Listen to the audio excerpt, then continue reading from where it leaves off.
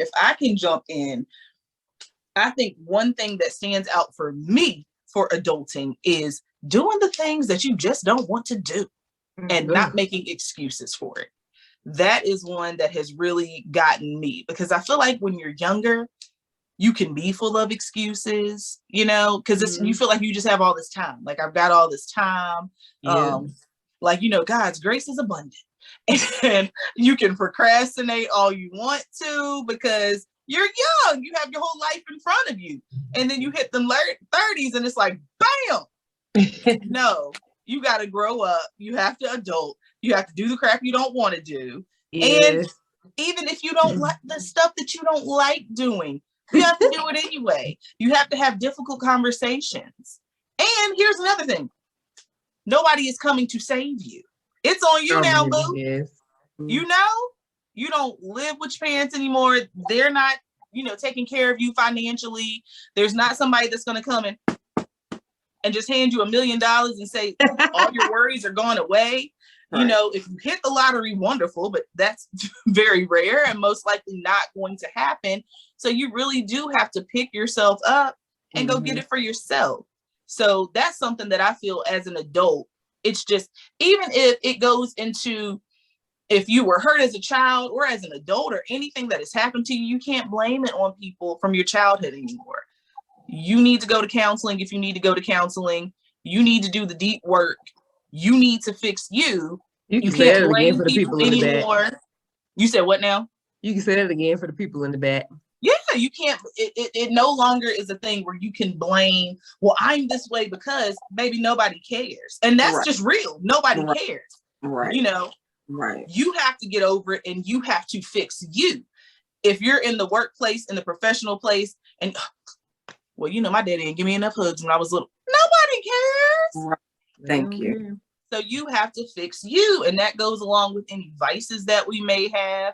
You know, you got to get all that crap under control. You're an adult now. We're not children. We're not babies.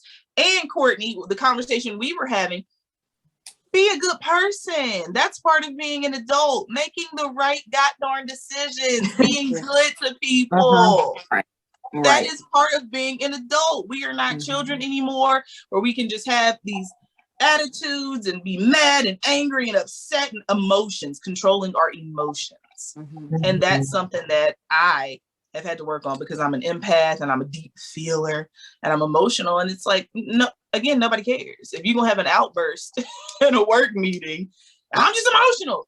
Nobody cares. You're still fired. Like, so if you're like me and you got the deep emotions, one thing that you need to work on is emotional intelligence and learning how to control your emotions, because they will run you right off a cliff. Do not allow them to do that. YouTube is a university. You can go on, you can watch videos, you can get tips.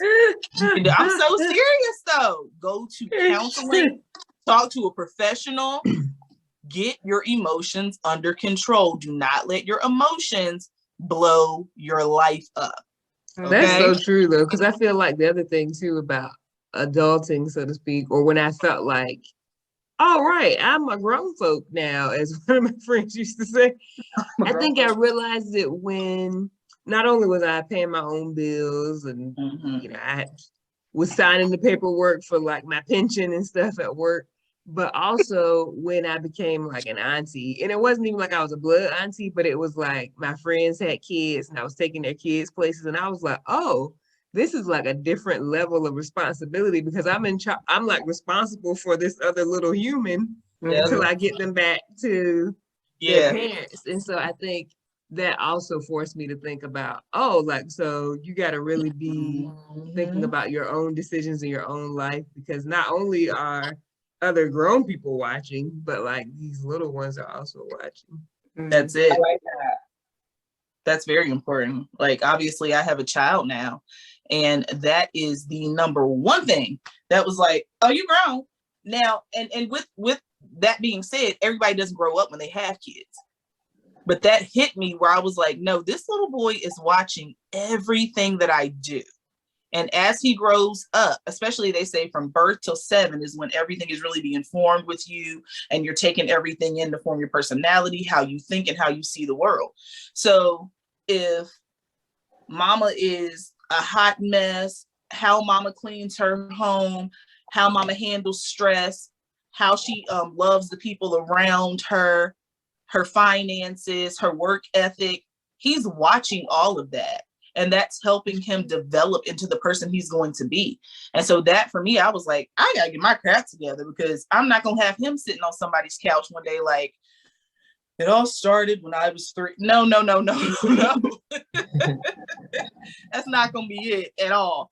So that, and two, I do have, younger cousins, like you said, Clarissa, and people that are looking and watching, and heck, really people our age that you don't even know is looking and watching and waiting on you to do something, because then that will give them the permission to do it as well.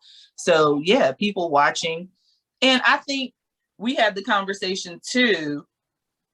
You want to feel grown up, like you hit a certain age and it's like, right, you want to feel like a grown up because you are. Mm-hmm. You want to take on the responsibilities and you want to step into your grown and sexy. So, yeah.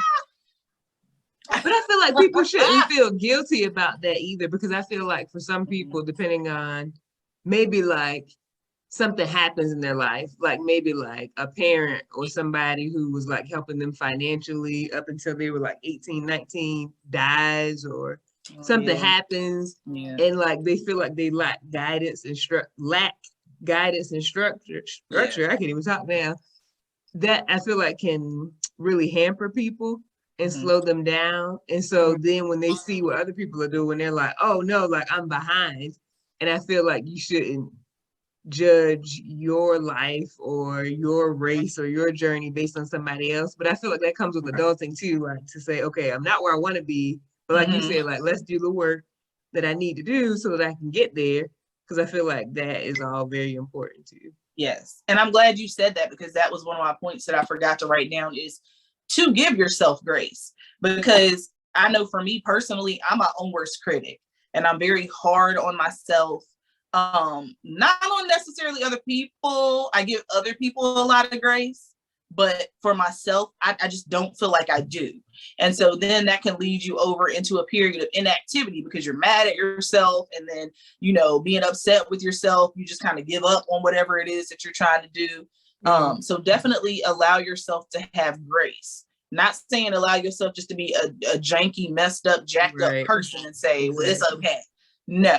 But give yourself grace if you really are giving it your all and trying your all and you fall short. Give yourself some grace. And again, counseling. Like I'm not joking. Like that God gave us counselors. He gave us people. The mind is very complex. Do not feel bad about counseling. You don't have to have anything wrong with you, baby. It does not mean anything is wrong with you. It does not mean that you are crazy. I personally believe that every single person walking this earth should go to a counseling session, unearth some stuff that you ain't even know was there, figure you out, do a personality assessment, really, like do all of those things. And self-care is really a part of adulting as well. And I believe counseling is self-care. Get your mental right, and then you can do the things for you that help you woosah and relax. Okay.